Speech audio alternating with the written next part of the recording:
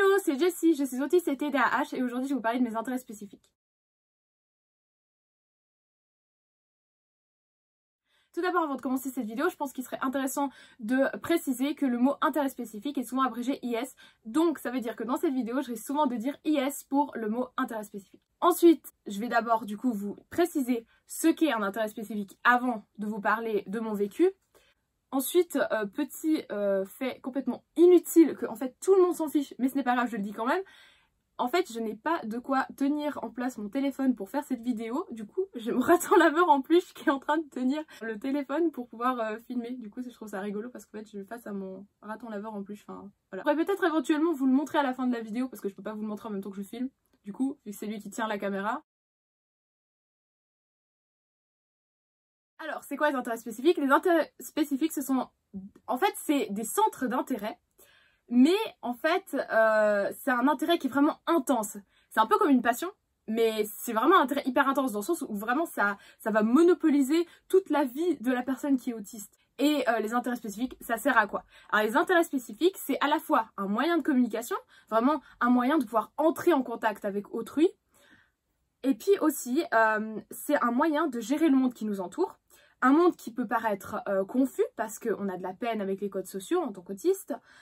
Aussi changeant parce que en fait on a de la peine avec le changement tout simplement, et puis aussi épuisant parce que comme on est hypersensible, la surcharge de stimuli sensoriels ça nous épuise beaucoup.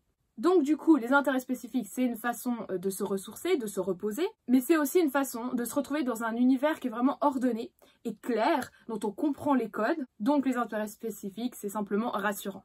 Les intérêts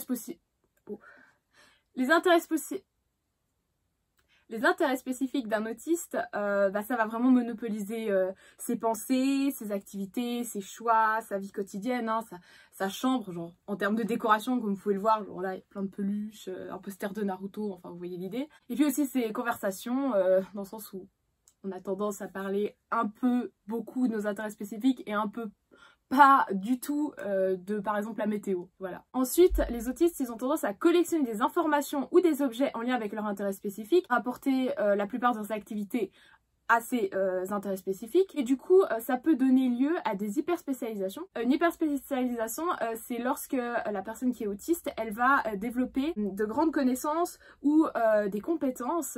Enfin, je dirais et ou des compétences, ça peut être les deux. Du coup, dans le sujet qui est leur intérêt spécifique en fait. Un exemple d'hyperspécialisation que je pense maintenant la plupart des gens connaissent, c'est l'exemple de Good Doctor. Donc le médecin autiste dans Good Doctor, que vous avez regardé le drama coréen ou la série américaine, la chose c'est la même, donc voilà. Du coup, ce médecin, il est autiste, il avait comme intérêt spécifique la médecine, du coup il a une hyper spécialisation en médecine et du coup il a de grandes connaissances en médecine et du coup ça fait de lui un bon médecin, Good Doctor, voilà. Une dernière chose à noter, un intérêt spécifique, ça peut être soit adapté socialement, soit inadapté socialement. Si un autiste, comme j'ai dit avant, avec l'exemple de Good Doctor, il s'intéresse à la médecine, ça va paraître super bien parce que du coup, il va pouvoir en faire son métier, puis être super compétent dans ce domaine parce qu'il va se perfectionner là-dedans, parce que vraiment... voilà, il est vraiment intéressé par ce domaine-là puisque c'est son intérêt spécifique. Par exemple, j'aime trop Naruto et genre, il y a beaucoup de gens qui aiment trop Naruto, c'est pas simplement à la mode d'aimer les mangas, donc par exemple, c'est pas un problème. Après, Disney, c'est un petit peu plus un problème dans le sens où, bon, ça change un petit peu le regard des gens, il change un peu, mais quand même, c'est assez catégorisé pour les bébés, donc... ayant 20 ans, c'est vrai que ça peut paraître de temps en temps peut-être un peu bizarre. Ensuite, les intérêts spécifiques, il faut quand même juste savoir que c'est pas forcément le même intérêt spécifique toute la vie. Ça peut aussi être plusieurs intérêts spécifiques. Il peut y avoir un intérêt spécifique à un moment donné, et puis ensuite un autre à un autre moment donné, et puis ensuite de nouveau celui d'avant. Enfin voilà, c'est pas quelque chose de fixe et de stable. Les intérêts spécifiques, ça peut changer au cours du temps, on peut en avoir un ou plusieurs, voilà. Moi par exemple, je vais vous parler de deux intérêts spécifiques parce que sinon la vidéo sera trop longue. Je vais vous parler des mangas et puis de Disney. Et puis du coup, c'est deux intérêts spécifiques, mais pour ce qui est de, en tout cas de Disney, si on prend l'exemple, j'aimais énormément Disney quand j'étais toute petite, quand j'avais genre 6 ans. Et puis ensuite, je me suis plus intéressée à Disney vraiment parce que genre je me suis intéressée à d'autres choses. Et puis maintenant que j'ai 20 ans, j'aime trop Disney, genre waouh, c'est mon intérêt spécifique principal, alors que pendant toute mon adolescence, Disney c'était plus dans ma vie, donc voilà. Après, si on prend l'exemple des mangas, c'est un petit peu plus compliqué, mais quand j'étais toute petite, j'étais à fond sur Pokémon, les Jewel Pet. Enfin, puis je regarde aussi des animés à la télé, mais je sais pas que c'est des animés, donc ça compte pas trop, donc voilà. Bref, du coup j'aimais trop les Pokémon. Après, quand j'avais genre 12 ans, j'aimais trop les Pokémon. Après, quand j'étais adolescente, j'aimais trop des mangas du genre Tokyo Ghoul, l'Attaque des Titans, tout ça. Et puis maintenant que je suis adulte, que j'ai 20 ans, j'aime trop des mangas du genre... Alors, mes mangas préférés, c'est Naruto, My Hero Academia, Demon Slayer et puis aussi Inuyasha. Voilà. Mes mangas préférés. Mon préféré, Naruto. Mon deuxième préféré, My Hero Academia. Mon troisième préféré, Demon Slayer. Mon quatrième préféré, Inuyasha. Et Boruto, parce que c'est la suite de Naruto et on aime la suite de Naruto. Du coup, j'ai commencé par vous parler des mangas. Mon manga vraiment préféré, c'est Naruto. Que je connais depuis en fait pas longtemps parce que je me suis regardé l'entier de Naruto Shippuden, donc les 720 épisodes pendant les vacances d'été. Et du coup, Naruto, en fait, c'est une révélation pour moi. C'est genre, faut que je vous en parle. Voilà. En fait, je vais vous parler des intérêts spécifiques de, du coup, des mangas puis de Disney pour en fait vous expliquer un peu, pour que vous puissiez un peu visualiser c'est quoi concrètement dans la vie de tous les jours les intérêts spécifiques pour une personne autiste. Du coup, je vais vous dire des trucs un peu hallucinants peut-être. Pour les personnes qui sont pas autistes, ça peut être assez hallucinant. Les personnes qui sont autistes, c'est sûrement normal, voilà. Alors tout d'abord, un truc un peu étrange, mais voilà, je collectionne les citations en particulier de Naruto et de My Hero Academia, autant les citations de l'animé que du manga. C'est-à-dire pour l'instant que je lisais le manga, j'étais en train de recopier les citations, et puis pendant que je regardais l'animé, je mettais pause, je recopiais les citations et tout. Et j'en ai recopié énormément, j'ai vraiment recopié des pages et des pages de citations. Après évidemment, je collectionne du coup un peu les informations sur les univers de mes mangas préférés, et puis surtout des informations sur mes personnages préférés. Je dessine aussi les personnages de manga que j'aime beaucoup. Puis j'ai tendance à m'identifier aux personnages qui sont un peu spéciaux ou un peu mis à l'écart ou un peu différents.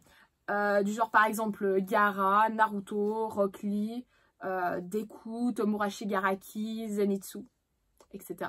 Vous pouvez imaginer que je fais une fixation sur ces personnages et que j'en parle beaucoup. En moment donné, j'ai parlé pendant 3 jours entiers uniquement d'Itachi. Un autre truc un peu spécial, c'est que je peux regarder une fois l'animé, regarder une deuxième fois l'animé, et puis encore après lire le manga, et sur un laps de temps assez court. Par exemple, j'ai fait ça avec My Hero Academia, c'est-à-dire que j'ai regardé l'animé, j'ai re-regardé l'animé, et pendant tout ça, j'étais en train aussi de lire le manga. J'ai lu tous les tomes sortis jusqu'à présent, les 30 tomes, et j'ai vu les 5 saisons. Bon, après, voilà, j'ai vu 2 fois les 2 premières saisons et puis qu'une seule fois les saisons 3, 4, 5. Et en plus de tout ça, j'ai encore rajouté le jeu vidéo My Hero Wants Justice. Voilà. Après, j'aime beaucoup les Pokémon comme je vous l'ai dit. Et puis, j'ai l'impression que c'est quand même l'intérêt spécifique idéal pour les autistes. Dans le sens où on peut collectionner les cartes, les peluches, enfin bref, on peut collectionner les Pokémon. Hein, le concept, c'est quand même attraper-les tous. Ensuite, on peut aussi collectionner les informations. Les informations, par exemple, vous voyez, genre le Pokédex. Si on prend le Pokédex, on peut voir le nom du Pokémon, la région dans laquelle il vit, son type, sa taille, son poids, sa catégorie, ses talents, une particularité et même ses évolutions.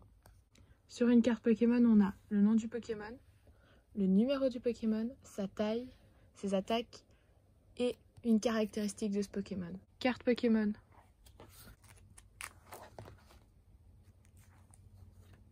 Etc. Puis j'en ai un autre. Puis l'animé, ça rend toujours la même structure. C'est un peu, entre guillemets, toujours la même chose. Voilà, on est habitué en fait à la façon dont ça se passe. Après, il faut dire que l'inventeur, étant donné qu'il était autiste, j'imagine qu'il a dû faire quelque chose qui devait lui plaire à lui. Et du coup, c'est quelque chose qui plaît aussi aux autistes et qui leur convient aussi si ça lui convient et ça lui plaît à lui. Après, ce qui est bien avec les mangas, c'est que en fait, en tant qu'autiste, tu comprends rien aux interactions sociales en général. Genre, tu comprends théoriquement les codes sociaux et tout, mais dans la vie de tous les jours, dans la pratique, c'est pas clair du tout. T'as l'impression de nager dans un brouillard. Et du coup, dans les mangas, ce qui est trop bien, c'est que en fait, c'est super clair. Genre, il y a tout qui est clair. les interactions sociales, elles sont parfaitement compréhensibles. Le langage corporel, il est parfaitement décodable. On peut comprendre les sous-entendus, on peut comprendre le second degré. On peut même prédire les actions des personnages parce qu'on a complètement compris leur motivation, leur façon de fonctionner et où ils veulent en venir, quoi.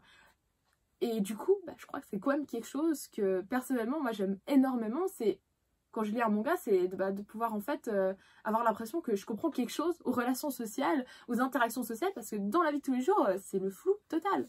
Donc ça fait du bien d'avoir l'impression qu'il y a quand même des choses logiques dans ce monde, quoi. Voilà. Je collectionne les mangas et aussi les figurines de mangas. Voilà mes figurines. J'ai aussi des figurines pop Disney, bien évidemment. Là, ça c'est un peu mes figurines pop de manga. Voilà. Tadam. Et au milieu, c'est Nendoroid de Zenitsu. Voilà. Ici, c'est un peu des figurines de manga. Un petit tiroir, la Reine des Neiges, avec dedans des mangas. Voilà. Naruto, My Hero Academia, etc. Demon Slayer. Les Pokémon, je les ai même en manga. Inuyasha, Jessie Tom, Vampire Knight. Ça, c'est les 3 peluches Pokémon. Je collectionne les peluches Pokémon. C'en est que 3. Mais j'en ai tout plein. Maintenant, je vais vous parler de Naruto plus précisément. Donc, je vous ai dit, c'était un peu une révélation dans le sens où dans tout ce que j'ai lu ou vu dans ma vie, l'œuvre de Naruto, c'est, je trouve, l'œuvre qui décrit le mieux ce que ressentent et vivent les personnes différentes. Aussi, le sentiment de solitude, il est vraiment super bien décrit. Et les réactions des autres face à la différence, le regard des autres et toutes les implications du fait d'être différent. Je trouve que c'est vraiment super bien décrit. J'ai trouvé que le vécu en fait de Gaara et de Naruto, ça représentait pas mal ce que moi j'avais pu vivre, ressentir. Du coup, je me suis hyper identifiée à Naruto et puis Gaara, et en particulier à Gaara, et du coup, c'est mon personnage préféré de tous les mangas. Je trouve que le vécu des autres, donc Gaara, Naruto, etc., ça représente beaucoup et bien le vécu des autistes et le vécu des handicapés de façon plus générale. À travers les tomes 15, 16, 29 et 31 Naruto, je vais pouvoir vous illustrer et vous citer le vécu et le ressenti de Gaara et de Naruto. Brièvement, parce qu'il y a 72 tomes de Naruto, donc je vais pas aller dans les détails. Le but n'étant pas de vous spoiler, de vous gâcher la lecture de Naruto ou de vous gâcher le visionnage de Naruto. Le but est juste de vous partager ce qui vraiment m'a marqué dans Naruto par rapport à Gaara et Naruto. On commence avec le tome 15, c'est le combat entre Naruto et Gaara. Et c'est là qu'on va découvrir le passé de Gaara. Là, Gaara, il est tout seul, il aimerait jouer avec les autres enfants. Du coup, il leur apporte le ballon qu'ils ont perdu. Et à ce moment-là, ils partent tous en courant. Et lui, il est là, ne me laissez pas tout seul. Son oncle, il veut venir calmer le jeu, mais il fait mal à son oncle à ce moment-là parce que il veut retenir les autres enfants, mais il leur fait du mal parce qu'en fait, il contrôle pas son démon en lui. Ensuite, il essaie de se faire mal physiquement, mais il n'y arrive pas parce qu'en fait, il est protégé par le sable, donc il connaît pas la douleur physique. Et du coup, en fait, il demande à son oncle c'est quoi avoir mal. Il lui explique, et du coup, une fois qu'il lui a expliqué, alors Gaara, il lui dit « Même si je ne saigne pas, ça fait très mal ici. » Et il pointe son cœur.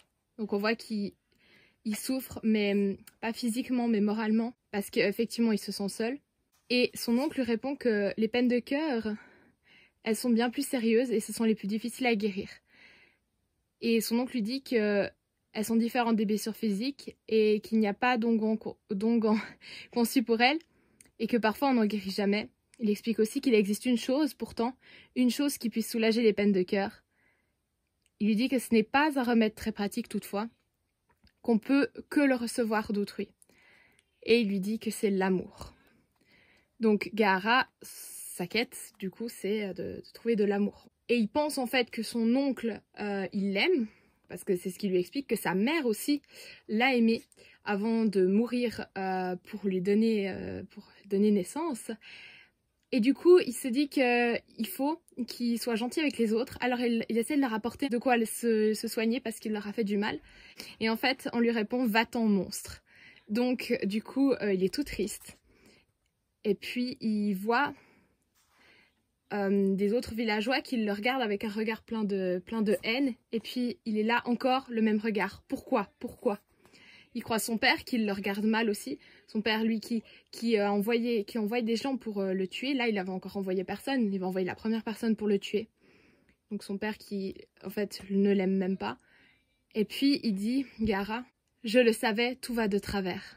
Pourquoi fallait-il que je devienne l'unique monstre ici? Que suis-je finalement? Et du coup, il est vraiment tout triste.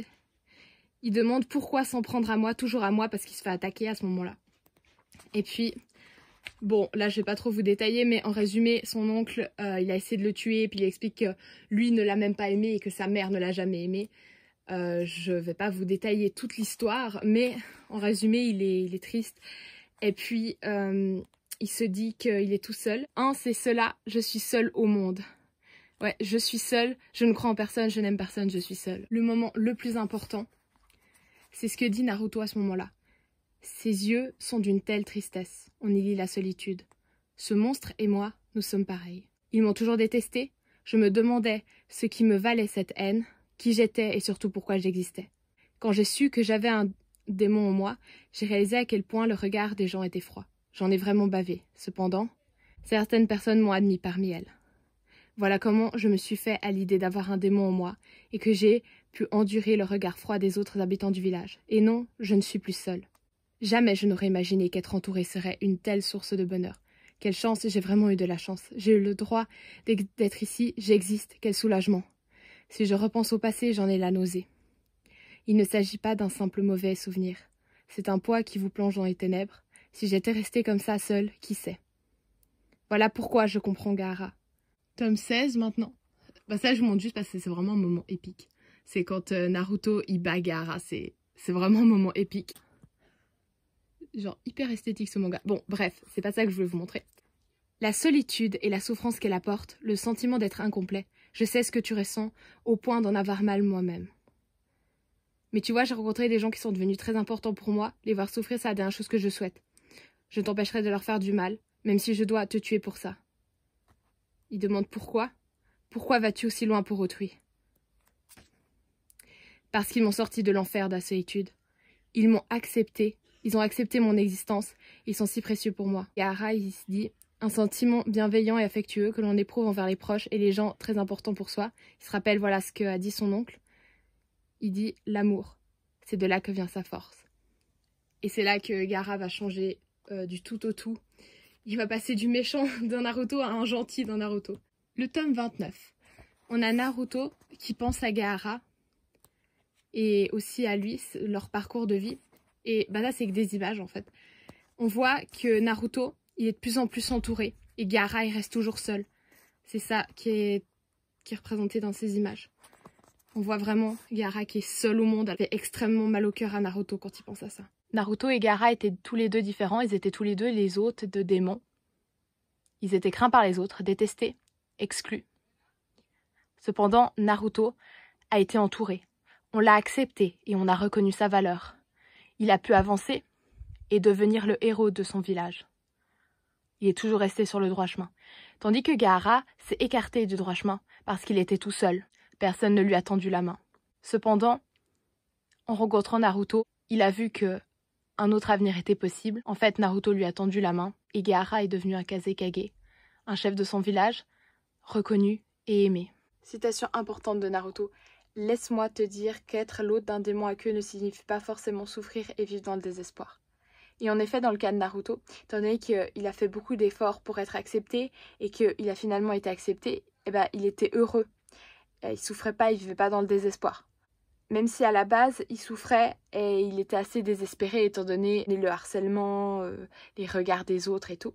Mais en fait, la condition d'hôte, c'est pas ce qui fait souffrir l'hôte en fait. C'est pas le fait qu'il a un démon en lui. Ce qui le fait souffrir, c'est l'exclusion. Parce que les autres, justement, ils ont un regard négatif envers les autres et ils vont se comporter négativement et ils vont pas accepter et c'est ça qui va faire en fait souffrir l'hôte. Et je finis de vous parler de Naruto et Gaara sur une touche un peu plus joyeuse. On voit Gaara tout seul ici. Et puis, Naruto, il est là. Et en plus, il est entouré de tous ces gens.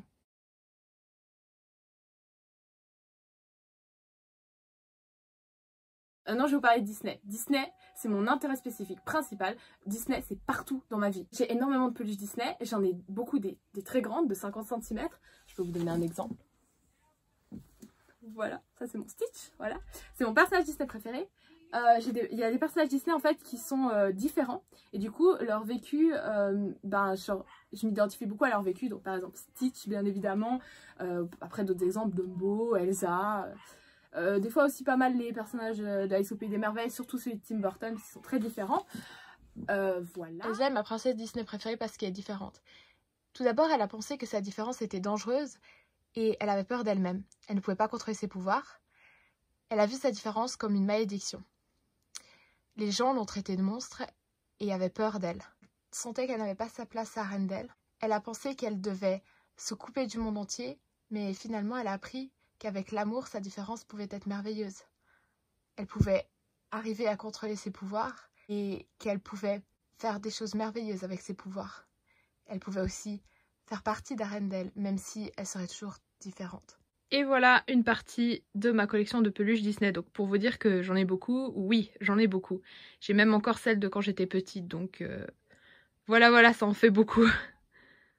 Là vous pouvez voir un peu mes poupées Disney. Ça c'est des peluches Disney, mais c'est des peluches Disney de princesse. Voilà. Stitch est mon personnage Disney préféré parce qu'il est différent. Et puis au début il est vu comme un monstre alors qu'en fait il est tout gentil. C'est une peluche, on va dire. Et c'est assez drôle au début. Lilo, elle demande à avoir un ami. Elle demande même, à la limite, qu'on lui envoie un ange. Et tout d'un coup, il y a Stitch qui arrive et qui fait son petit cri diabolique en sortant de son vaisseau spatial qui s'est écrasé sur la Terre. Et la transition est assez drôle. Du coup, il se sent seul parce qu'en fait, il n'a pas sa place il a sa place à nulle part parce qu'il est vraiment unique. Hein. Il n'y a personne qui est comme lui. Puisque c'est une expérience qui a été créée par Jumba, donc il n'a pas créé d'autres expériences.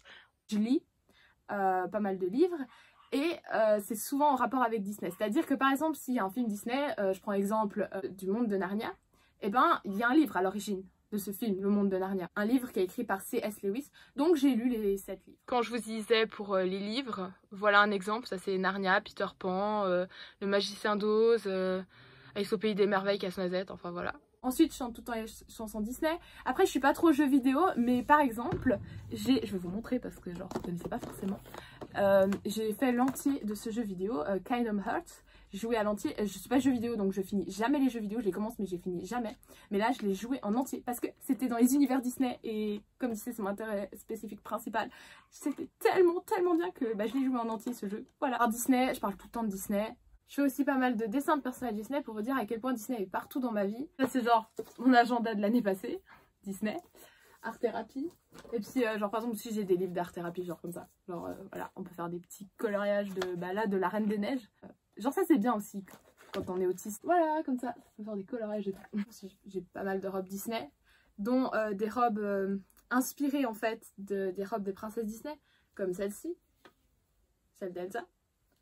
Ça c'est le design de la robe d'Elsa du numéro 2 de Show Yourself. Du coup j'aime bien me prendre pour Elsa parce que c'est ma princesse Disney préférée et je m'identifie trop à elle. Je m'identifie aussi à Alice, mais Alice du film de Tim Burton parce que elle voit vraiment la folie comme quelque chose de positif. Depuis que le film est sorti, j'admire trop cette Alice là, on va dire une chose comme ça. Puis aussi j'avais vu Once Upon a Time un peu quand j'étais petite. Mais maintenant je regarde vraiment Once Upon a Time in Wonderland et j'aime trop parce que y a la plupart des personnages de Disney dedans. Genre le Capitaine Crochet, Peter Pan, Blanche-Neige, Elsa, etc. Once Upon a Time. Encore un autre exemple qui montre que Disney c'est partout dans ma vie, c'est j'ai appelé mon chat Kiara parce que Kiara c'est la fille de Simba. Je vous présente Kiara, ma princesse. Un petit fun fact. Vous savez, quand on révise nos cours, ce qui est bien, ça a une stratégie qui marche super bien, c'est de faire le cours enfin faire comme si on faisait le cours à quelqu'un en fait. Mais sauf que j'aime pas faire le cours à mon mur, parce que il est gentil mon mur, hein. Il y a les personnages de Naruto, c'est trop bien, mais j'ai vraiment l'impression que je parle à un mur. Du coup, ce que je fais, c'est que j'aime bien un peu disposer comme ça des personnages Disney. Comme ça, je fais le cours à mes personnages Disney, comme ça j'ai l'impression, du coup c'est une peluche évidemment, que j'ai l'impression vraiment un peu plus de parler à quelqu'un. Il paraît que c'est bizarre, mais bon, je m'en fiche. Je vous avais dit que je vous montrerais mon raton laveur qui tenait la caméra. Voilà, il est là. Merci d'avoir regardé cette vidéo. Salut!